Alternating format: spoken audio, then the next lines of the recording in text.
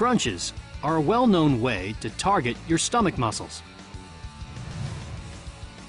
Lie on your back with your knees bent and feet flat on the floor. Without interlacing your fingers, place your hands on top of each other behind your head. Your elbows should be held out wide.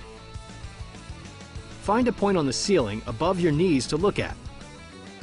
Breathing out, lift your head and shoulders off the ground by pushing your stomach down.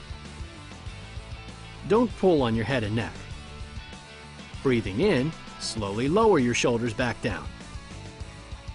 Do 10 reps, rest for 30 seconds, then do 10 more.